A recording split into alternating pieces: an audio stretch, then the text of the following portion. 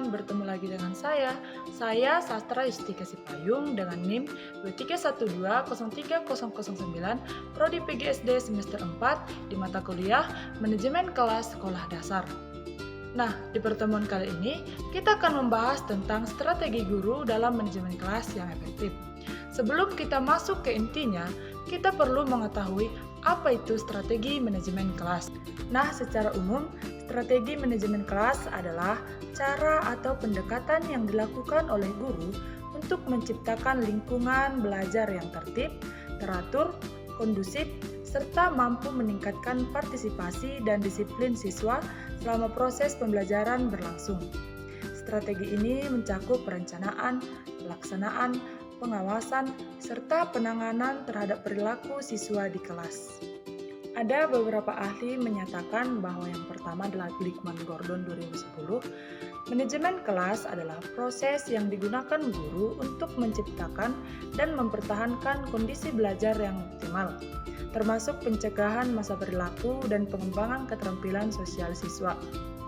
Yang kedua adalah Burden 2013 menyatakan manajemen kelas adalah seperangkat strategi yang dirancang untuk memaksimalkan pembelajaran siswa dan meminimalkan perilaku yang mengganggu proses belajar siswa. Yang ketiga adalah Jamarah 2006 dan pakar pendidikan Indonesia menyatakan manajemen kelas adalah suatu usaha yang dilakukan oleh guru agar tercipta dan terpelihara kondisi belajar mengajar yang optimal. Nah, kesimpulan singkat dari beberapa pendapat para ahli bisa disimpulkan bahwa strategi manajemen kelas adalah serangkaian tindakan guru untuk menciptakan lingkungan belajar yang kondusif, serta keteraturan kelas, serta mendukung perkembangan akademik dan karakter siswa. Strategi ini sangat penting dalam menentukan keberhasilan proses belajar mengajar. Strategi guru dalam manajemen kelas yang efektif, yang pertama yaitu menyusun aturan dan tata tertib kelas yang jelas. Strateginya yaitu membuat aturan kelas secara berkala, kolaboratif dengan siswa. Aturan dibuat singkat, jelas, dan mudah dipahami, dipajang di kelas, dan dikaji secara berkala. Pembahasannya yaitu menyusun aturan bersama siswa, menciptakan rasa memiliki dan bertanggung jawab. Dengan begitu, siswa lebih cenderung memahami aturan karena mereka terlibat langsung dalam proses pembuatannya. Aturan yang tidak jelas akan memicu ketidakpastian dan perilaku tidak terkontrol. Guru juga harus konsisten dalam menerapkan aturan agar siswa merasa adil dan aman secara emosional. Yang kedua yaitu membangun hubungan positif dengan siswa. Strateginya yaitu menunjukkan empati, mendengarkan siswa secara aktif, menghargai keberagaman karakter, latar belakang, dan gaya belajar siswa, membangun komunikasi terbuka dan dua arah. Pembahasannya yaitu hubungan antara guru dan siswa yang hangat dan saling menghargai akan meningkatkan kepercayaan dan motivasi belajar. Guru bukan hanya pengajar, tetapi juga pembimbing. Ketika siswa merasa diperhatikan, mereka akan lebih kooperatif dan jarang menunjukkan perilaku negatif. Pendekatan ini juga mencegah konflik dan membuat suasana kelas lebih harmonis. Yang ketiga yaitu merancang pembelajaran yang aktif dan menarik. Strategi guru yaitu gunakan metode bervariasi, diskusi kelompok, games edukatif, proyek atau role play. Integrasikan teknologi atau video, kuis digital, aplikasi pembelajaran. Libatkan siswa dalam proses belajar aktif bukan pasif. Pembahasannya yaitu kelas yang membosankan seringkali menjadi pemicu gangguan kelas. Strategi ini memastikan siswa terlibat secara aktif sehingga mereka fokus dan termotivasi. Metode yang bervariasi juga memperhatikan gaya belajar yang berbeda atau visual, auditory, kinestik.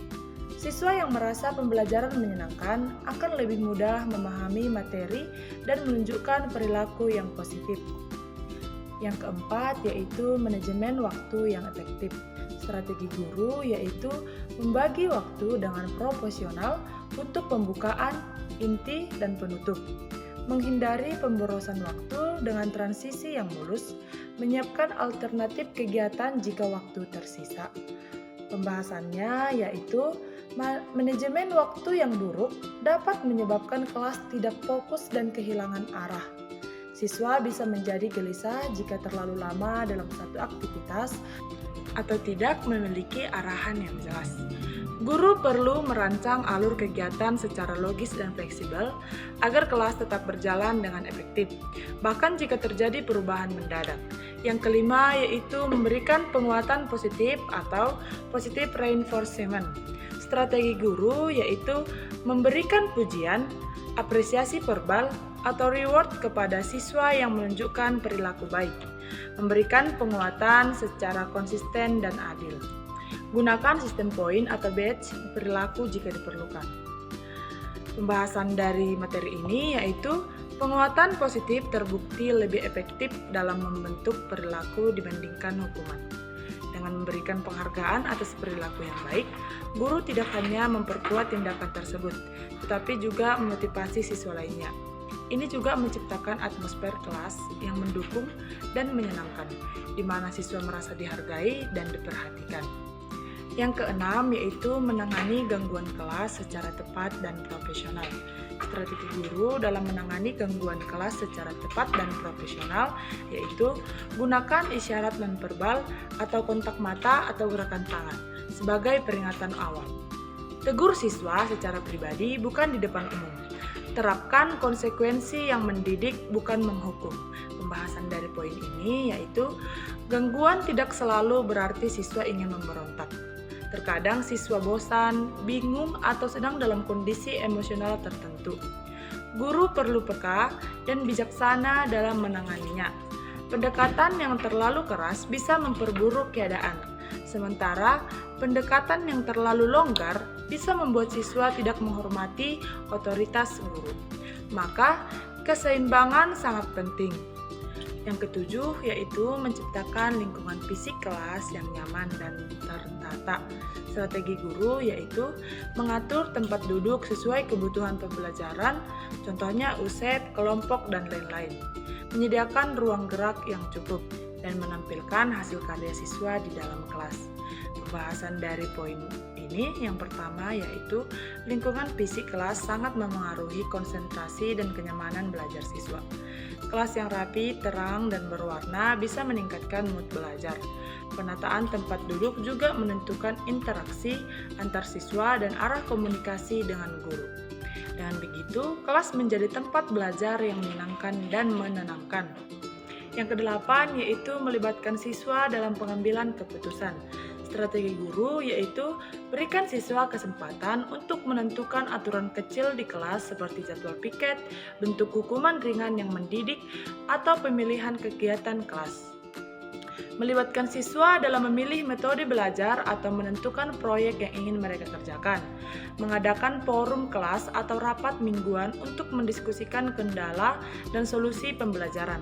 Pembahasan dari inti ini yaitu melibatkan siswa dalam pengambilan keputusan, menciptakan budaya kelas yang partisipatif dan demokratis. Siswa merasa dihargai bukan hanya sebagai peserta didik, tetapi juga sebagai individu yang pendapatnya dianggap penting. Ini membantu menumbuhkan sikap tanggung jawab, rasa percaya diri, serta kemampuan mengambil keputusan secara bijak. Misalnya, saat siswa diberi pilihan metode belajar, apakah diskusi kelompok atau pembelajaran berbasis proyek, mereka cenderung lebih antusias dan merasa proses belajar tersebut milik mereka. Kelas tidak lagi terasa kaku atau satu. Selain itu, strategi ini juga memperkuat hubungan antara guru dan siswa karena terbangunnya komunikasi dua arah.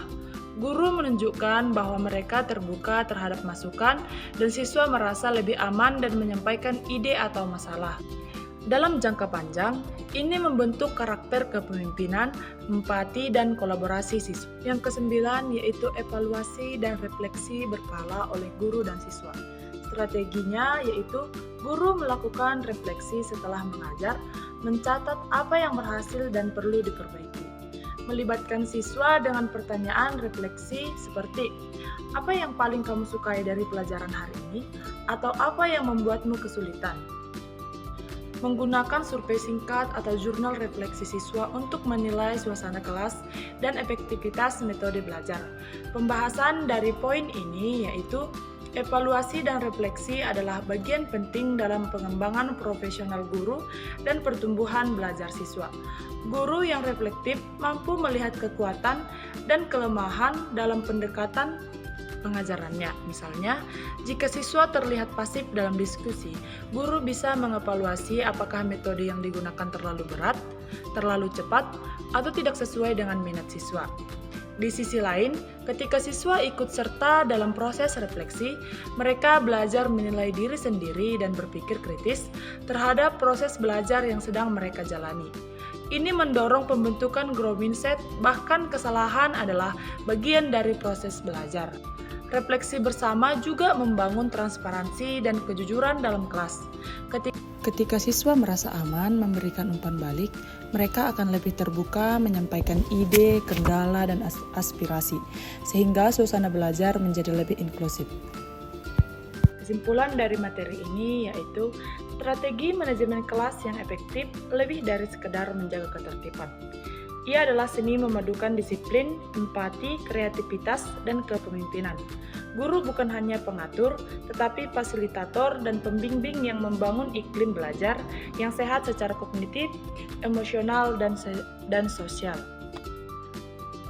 Dengan strategi ini, seperti menyusun aturan yang jelas, melibatkan siswa dalam keputusan, memberikan penguatan positif, hingga melakukan evaluasi rutin, guru menciptakan kelas yang tidak hanya fokus pada hasil akademik, tetapi juga pada pembentukan karakter siswa. Manajemen kelas yang efektif juga menekankan pentingnya hubungan yang saling menghormati. Kelas yang ideal adalah tempat di mana siswa merasa aman, dihargai, termotivasi, dan bebas dari rasa takut. Disinilah siswa bisa bertumbuh, mengeksplorasi potensi, dan membangun masa depan mereka dengan percaya diri. Strategi-strategi ini jika dijalankan secara konsisten akan menciptakan budaya kelas yang kuat, budaya yang mendukung proses pembelajaran jangka panjang, memperkuat nilai-nilai moral, dan membentuk generasi pembelajar yang mandiri, tangguh, dan beretika. Sekian video pembelajaran dari saya. Terima kasih telah menyimak video pembelajaran ini. Semoga materi yang saya sampaikan bermanfaat dan menambah wawasan kalian. Jangan lupa untuk terus belajar, tetap semangat, dan sampai jumpa di video pembelajaran berikutnya. Terima kasih.